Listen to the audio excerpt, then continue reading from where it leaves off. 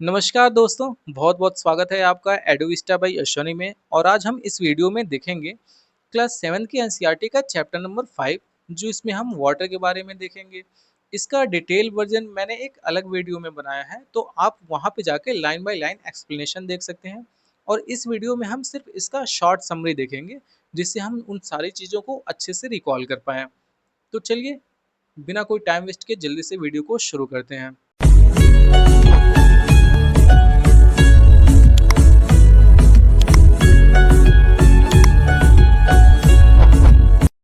दोस्तों, सबसे पहले हम वाटर साइकिल के बारे में जानेंगे।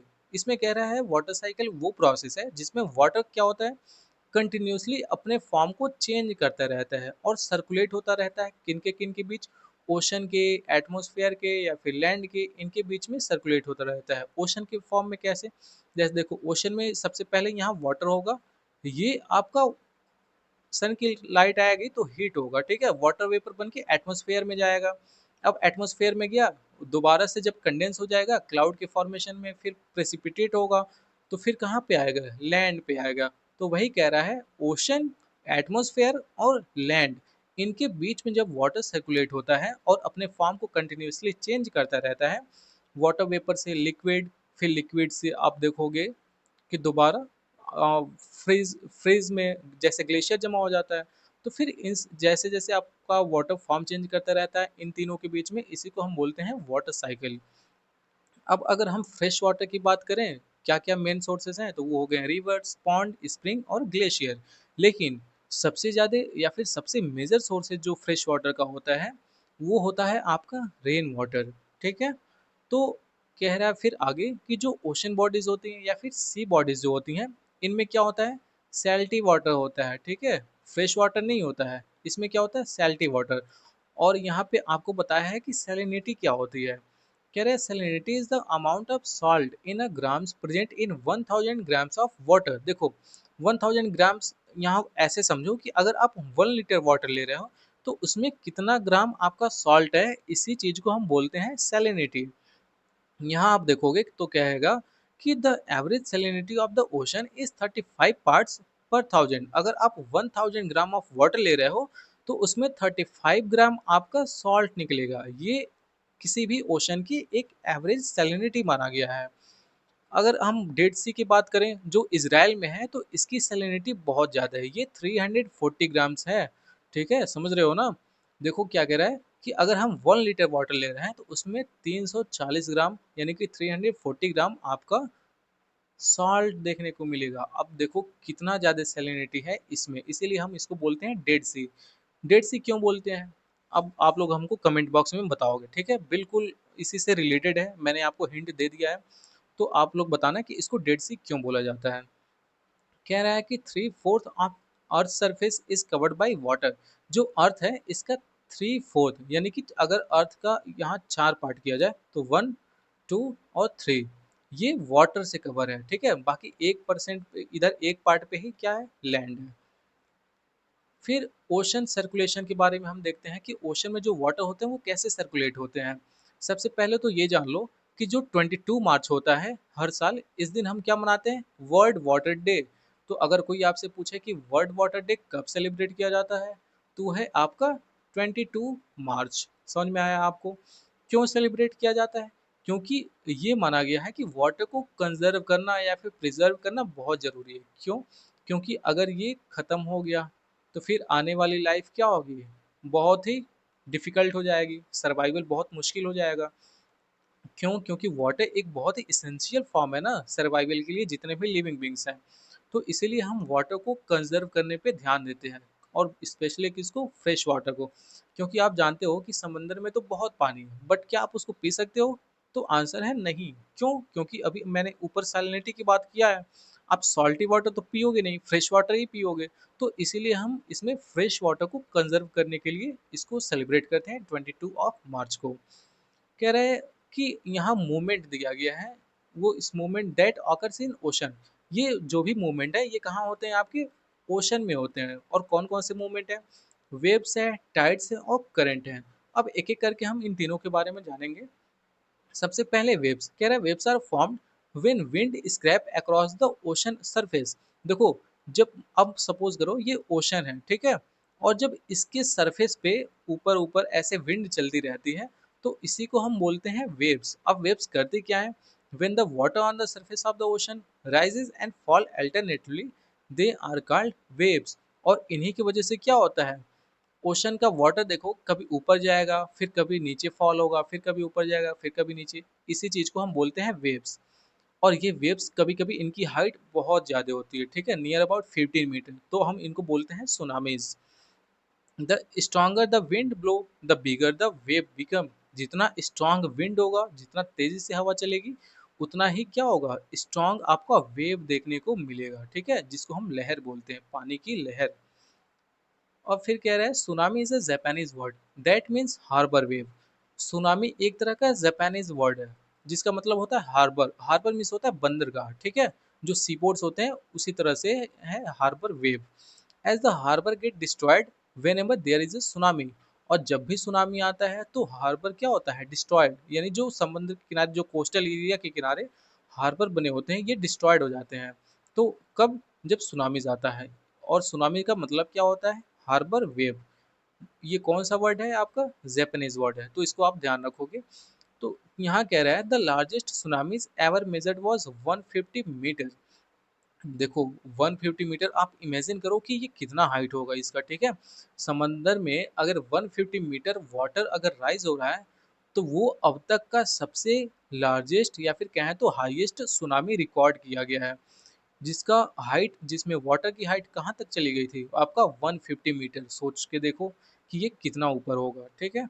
This waves travel eight A speed of more than 700 kilometre per hour. और उससे भी बड़ी बात, यहाँ सरप्राइजिंग वाली बात ये है कि ये वेव्स आपका 700 किलोमीटर पर आवर की स्पीड से चलती हैं।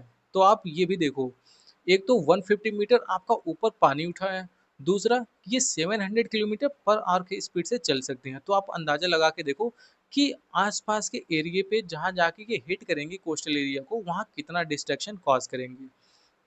फिर हम देखते हैं टाइड्स के बारे में। कह रहा है the rhythmic rise and fall of the ocean water twice in a day is called a Tide.